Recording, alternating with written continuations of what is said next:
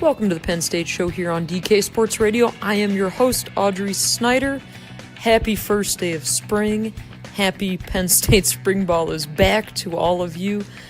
If you're hearing this on Tuesday, the Nittany Lions wrapped up their first practice of the spring on Monday. James Franklin met with the media, and then we went to practice and Tommy Stevens wasn't there. But hey, do not hit the panic button just yet, Penn State fans. I know that was kind of the talk of Monday. Was a lot of people were asking, well, hey, the media was there for 15 minutes. Tommy Stevens wasn't there during the portion of practice that we were there.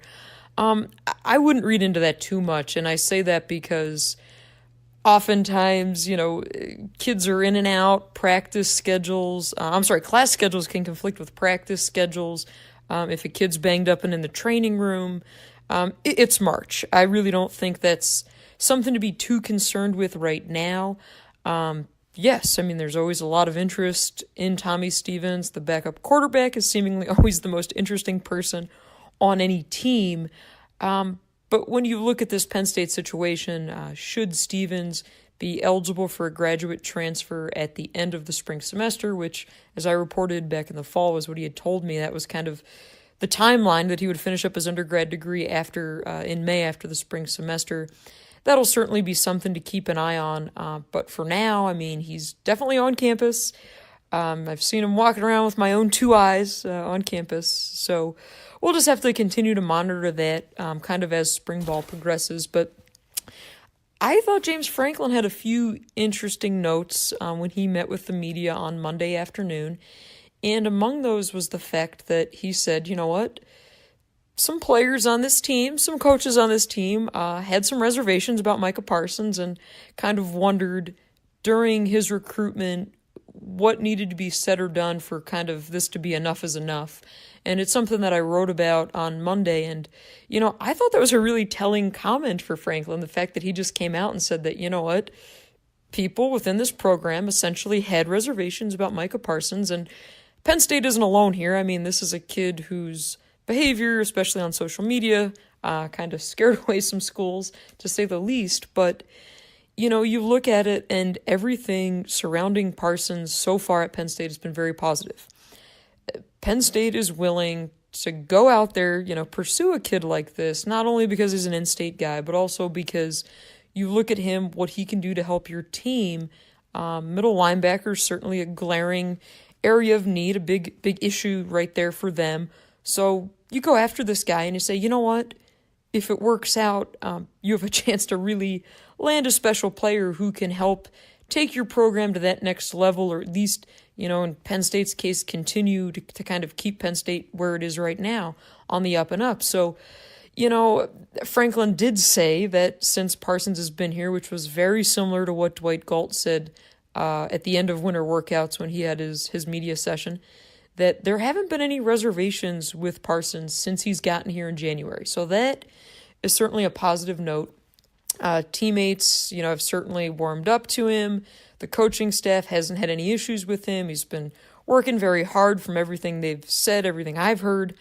So that's definitely a positive for Penn State, that everything is kind of checking out there right now. And we did get a chance to see Parsons at practice Monday night.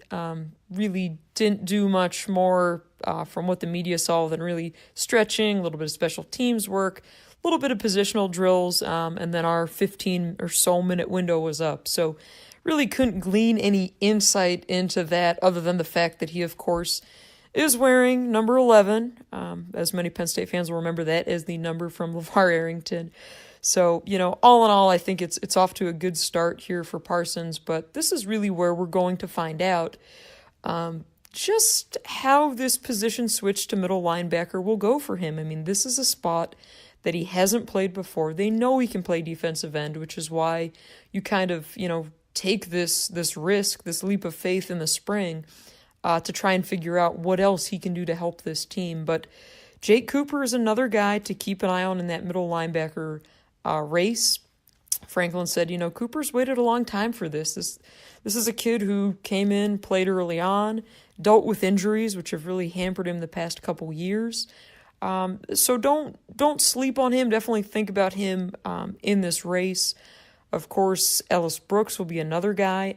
Franklin, I thought, interestingly, didn't mention Brooks when he rattled off all the names of the linebackers, so maybe he's banged up. Maybe Franklin just forgot. I'd be willing to guess it's probably something with the former, since that kind of seems to be how Franklin phrases things. But I'll be keeping an eye on that anyhow as spring practices get rolling. But for now, so far so good on the first day of spring practice. I'll have more updates, analysis when we come back here on the Penn State Show on DK Sports Radio.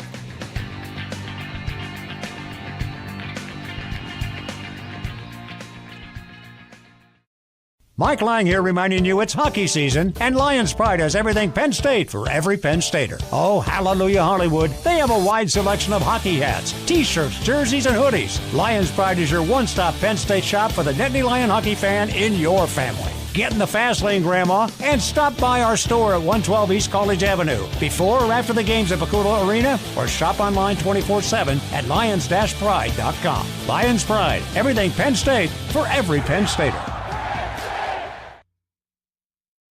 It's time to cash in on non-stop sports action with MyBookie.ag.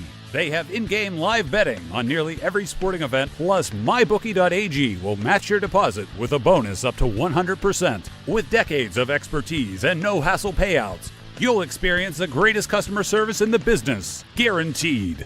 Use promo code DKRadio to activate your bonus of up to 100%. Call 844-900-BETS. Or visit mybookie.ag to open an account. Sign up today. Miller Lite is the original light beer, and we'll always brew it to have more taste, with only 96 calories and 3.2 carbs. Because we believe that if you compromise on taste, you can taste the compromise. Miller Lite. Hold true. Great beer, great responsibility. 2018 Miller Brewing Company, Milwaukee, Wisconsin. Average analysis, 12 fluid ounces. Less than 1 gram protein, 0 grams fat. What I want from my public accounting firm is big ideas. But I don't want to lose the personal attention. My company needs global capabilities. From a firm with local ownership. And I want to work with industry experts. Who take the time to understand my unique challenges. And that's what sets Schneider Downs apart. Expertise for the most complex business issues. With the service you need every day. To learn how our big thinking with a personal focus can help your company, visit schneiderdowns.com. If you're one of the thousands of Western Pennsylvanians who love to get outdoors, then you need to check out this amazing new website, stepoutside.org. Hi, I'm Dan Kovacevic of DK Sports Radio. I'm born and raised in Pittsburgh. I know about the outdoor life that's available to all of us in Western Pennsylvania. Learn where, when, and how you can go camping, hiking, hunting, take part in power sports, shooting sports, water sports in your local community, across our region, across the country at stepoutside.org. In Pittsburgh, we bleed black and gold and love our city. Born in Pittsburgh and now celebrating 130 years in business, Henny Jewelers is proud to be your premier jewelry store. Whether it's choosing that watch you've always wanted or you're searching for the ring that was made for her, trust Henny Jewelers. Visit our store on Walnut Street in Shadyside to see our extensive inventory of designer engagement rings, watches, and one-of-a-kind jewelry. For more, go to hennyjewelers.com and follow on social. Embarrassed by that stained carpet in your office? Tired of looking at your dull, dirty floor? My Floor Needs is here to fix that. With years of experience and 24/7 service, My Floor Needs offers stripping and waxing, carpet, tile, grout, and concrete cleaning, as well as polishing and buffing services. Call 888-67-MY-FLOOR or email info@myfloorneeds.com for a free estimate and get your floors looking like new again. Whatever your floor needs, call 888-67-MY-FLOOR. Does your company ever miss its sales goals or struggle getting new business? Is it tough to hire or to give reps the right tools? Hi, I'm Dan, and I started Engaged Prospect right here in Pittsburgh to help companies like yours. And I'm Sam. We're helping companies hit sales goals and grow their businesses. Think of us as your inside sales team. Our clients are experts in their fields. We're experts in inside sales. Give us a call today at 412-715-5151. Or visit us online at engagedprospect.com/DK. It's been 50 years since the Summer of Love, but if you're not performing as well as you'd like, check out endedforless.com. I'm Eric Cushy of Curtis Pharmacy. Don't pay premium prices for the little blue pill. So Denafil, the same active ingredient as in Viagra, costs 80% less. endedforless.com. All we need is your physician's name. We do the rest. Free shipping, too. ndforless.com. Curtis Pharmacy, Western PA's Better Way Pharmacy. curtispharmacy.com.